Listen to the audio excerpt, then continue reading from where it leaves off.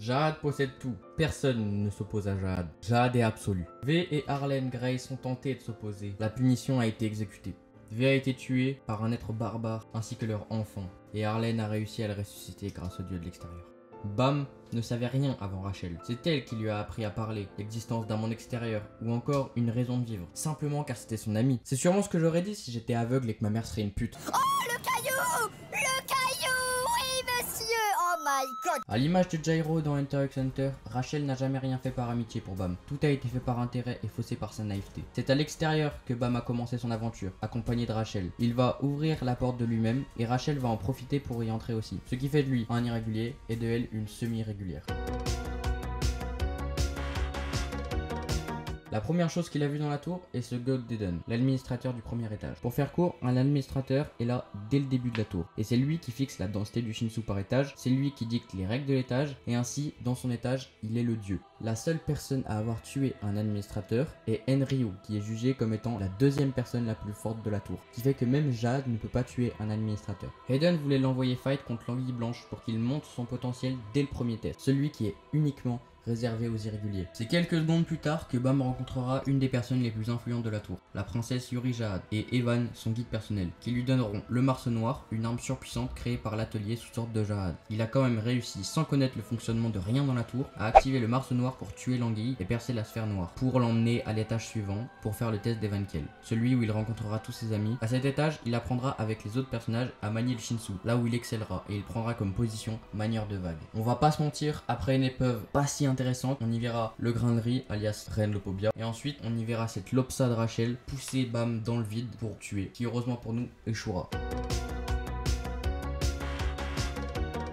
Une fois en bas, Bam va subir du chantage pendant plusieurs jours par Han Sung-yu pour rejoindre le groupe terroriste Foog. Ensuite, il se fera entraîner par Ha Jin-sung, au cas où, petit palmarès. C'est un rankeur de haut niveau, c'est un des plus puissants membres de la famille A et de Foog. Il a fait un 1v1 contre Calavan et pendant son enfance, il a déjà checké Jahad. Est-ce que c'est bon pour vous? Pendant cet entraînement, Bam acquérera une meilleure maîtrise de Shinsu et de meilleures aptitudes au combat, et Ha Jin-sung en fera de lui une arme à activation vivante. Une arme à activation telle que le Mars Noir et une épée où on a insufflé une âme plus raffinée avec du Shinsu. Bah c'est pareil avec une arme à activation vivante, sauf que les âmes sont directement raffinées dans une personne vivante. Dans la saison 2, on verra dès le début prendre l'apparence d'un exosquelette rouge qui soigne toutes les blessures de Bam. Puis, ils insuffleront une fausse épine pour le préparer à la véritable. Après une ellipse de plusieurs années, il reviendra sous une autre identité, le Slayer Violet Grace. Au 20e étage, il rencontrera ses nouveaux amis et sa nouvelle équipe, Force Sègre Douce, composée de Wang Nan, Roinand, Ewa, Akraptor, Prince, Gozang et Mizang. Au 21e, dans le ventre d'un Zigena, il affrontera Urek Madino,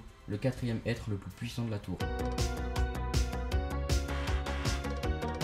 A partir de là, ça devient un énorme bordel, c'est-à-dire qu'il y a énormément de trames avec énormément de personnages qui sont montrés au premier plan. De là jusqu'à la fin, donc on va parler rapidement de l'histoire de Bam et ensuite on va parler surtout de tous les pouvoirs que Bam va acquérir au fur et à mesure de l'histoire. Donc les trames pendant l'arc de l'atelier sont Emily avec Rachel, Kun qui veut retrouver Bam, l'équipe Sauce Aigre Douce qui combat pour passer à l'étage d'après et Bam qui veut récupérer l'épine. Pour les fans de lore, lisez la saison 2 parce qu'elle est vraiment riche en histoire. Oui, l'histoire est à rallonge, mais tout est intéressant et tout permet de mieux expliquer la tour. Juste une petite mention honorable au combat de Ran contre Anak parce que le combat était incroyable et que Ran c'est mon personnage préféré. À la fin du combat de l'atelier, Bam va récupérer l'épine. C'est une arme laissée par Enryu, la seule personne à avoir réussi à tuer un administrateur. C'est une arme laissée là par Enryu pour tuer Jahad.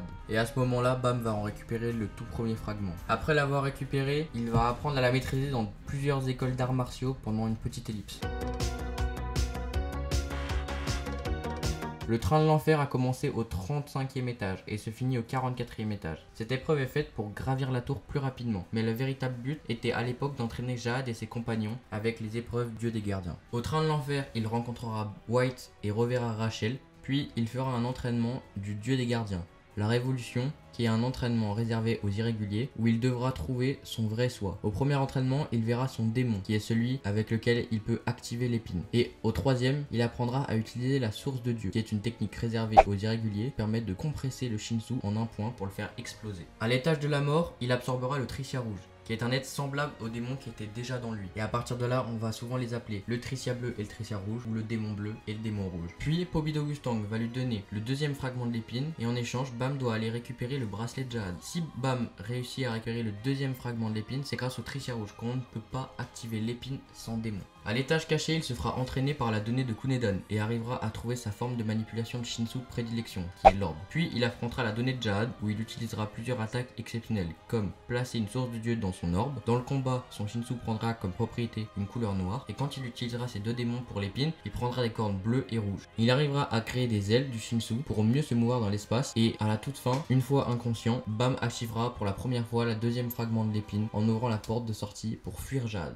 Et pendant la dernière station, l'armée de Jade voulait arrêter toutes les personnes présentes dans le train pour suspicion d'avoir collaboré avec Foog. Pendant le combat de la dernière station, Bam va se faire transpercer le corps avec le Mars noir prêté par Yuri Jade avec l'épine activée pour faire sien le pouvoir du Mars noir. Une fois activé, ses cornes, ses ailes ou encore son épine deviendront tout noirs. Et à la toute fin, Ha-Jin Sung affrontera Calavan et se fera capturer dans un mouvement de colère et de désespoir. Bam activera totalement le premier fragment de l'épine et partiellement le deuxième, sauf qu'il n'arrivera pas à les maîtriser correctement et ne fera rien à Calavan. À ce moment-là, Bam était en totale dépression et en fait c'est comme si tu perdais entre guillemets ton père parce que c'est un peu la figure paternelle qu'il a eu pendant tous les étages qu'il a grimpé à partir du premier. Avant le nid, Bam se fera entraîner par Evankel. Son entraînement consiste à se battre sur des champs de bataille de plus en plus durs et avec de plus en plus de personnes fortes. Par aussi Ha-Shai, une personne qui a refusé de devenir un Ohanker, et Yu Han-Sung qui lui apprendra à créer un anneau de Shinsu où Bam pourra accumuler du Shinsu. Bam et d'autres membres du Foog vont au nid pour libérer Ha-Jin Sung et combattre Calavan. Par la suite, Bam se trouvera contraint de combattre White et le combat se passait bien jusqu'à ce que White révèle qu'il a tué Prince et Akraptor à la dernière station. Au début, même plein de rage, Bam va rien pouvoir faire parce qu'il faut pas déconner avec un membre très haut placé de Foog, mais il réussira à utiliser un sort qui fera remonter le temps sur un court espace et sur une courte zone, c'est à dire qu'il a utilisé un sort d'inversion ++. Et de là, White va se faire chier dessus en se prenant plusieurs orbes surpuissantes de la part de Bam, et dans un élan de survie, il va essayer de combattre au corps à corps avec son épée parce que aucune personne ne peut tenir une épée de la famille Arié sauf des membres de la famille Arié, sauf que Bam va réussir à tenir la lame entre ses mains et à absorber les milliards d'âmes que White avait tuées. Ensuite, accompagné de Rak, Kun et Oakin, Bam va absorber le Léviathan, une créature surpuissante que Tromerei a scellée avec ses souvenirs. Il se fera capturer et aura une discussion mouvementée avec Tromerei car il veut que Bam se marie avec un membre de sa famille. Ensuite, ils vont mettre en place un tournoi pour décider de la future femme de Bam. Et dans le tournoi, Bam va affronter Grindry, alias Renlopobia,